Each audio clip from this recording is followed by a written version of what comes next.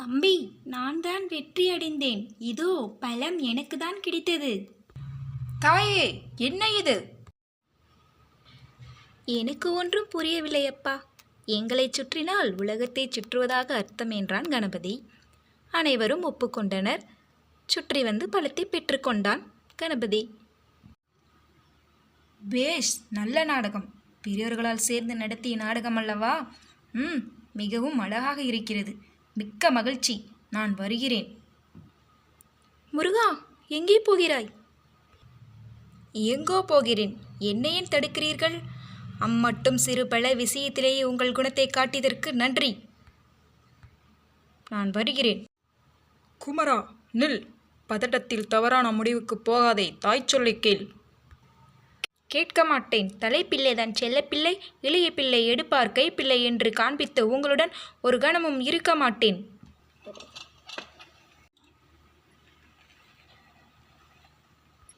எங்களை விட்டு எங்கே போகிறாய்? எனக்கென்று ஒரு உலகம், என் நாடு, என் மக்கள் என்று ஏற்படுத்தி கொண்டு தனிமையில் இருக்கப் போகிறேன். முடிந்தால் நீங்கள் எல்லோரும் அங்கு வந்து பாருங்கள். குமரா, வேலவா. நாரதா, நீங்கள் நினைத்து வந்த காரியம் சுலபமாக முடிந்து விட்டதா? சிவசிவா. சுவாமி, என்ன இது? பித்த மனம் பித்து, பிள்ளை மனம் கல்லு என்பதற்கு உதாரணம் என்று காட்டிவிட்டு போகிறான் நம் மகன் முருகன். அதற்காக இப்படியே விட்டு விடுவதா? முருகா, தமிழ்வேளா, இது எமது விளையாட்டுகளில் ஒன்று.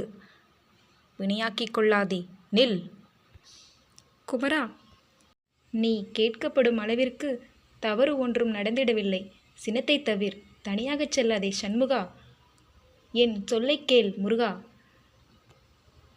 இந்தா பழத்தை, வேண்டுமானாலும் நீயே வைத்துக்கொள். எங்களை விட்டு பிரிந்து செல்லாதே. 1000 முறை நீங்கள் ஆறுதல் கூறினாலும் அவைகளை கேட்க தயாராக இல்லை.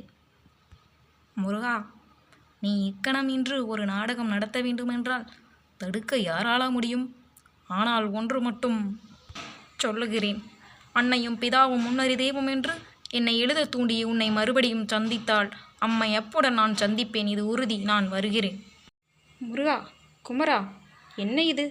சொல்ல சொல்ல கேட்காமல் பிள்ளை விளையாட்டு. பார்ப்பவர்கள் எள்ளி நகையாடுவார்கள் உன் பேச்சை கண்டு. வேண்டாம், இந்த கோலத்தை விட்டுவிடு. கோபத்தையும் விட்டுவிடு. உலகிற்கெல்லாம் படி அளக்கிறார் உன் தந்தை. அவருக்கு மகனாக பிறந்து இப்படி ஆதரவு இல்லாமல் தனிமையில் நிற்கலாமா?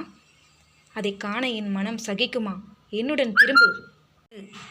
உங்களுடன் வரமாட்டேன். வேண்டுமென்றால் தந்தையை இங்கு வந்து பார்க்க சொல்லுங்கள்.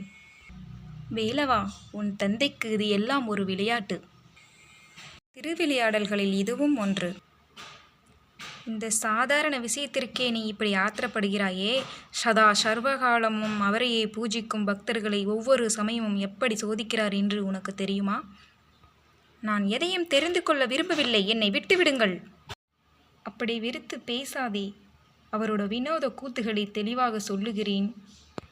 விவரத்தை கேட்ட பிறகு நீயே வேகம் தணிந்து சாந்தம் அடைந்து விடுவாய். என்ன சொல்லப் போகிறீர்கள்?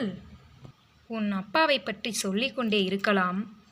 அதற்கு எல்லையே இல்லை. இருப்பினும் நீ அமைதி பெற அவருடைய திருவிளையாடை பற்றி சிலவற்றை சொல்லுகிறேன் கேள். காஞ்சி மன்னர்களின் தலைநகரான மதுரையின் பதி இதை.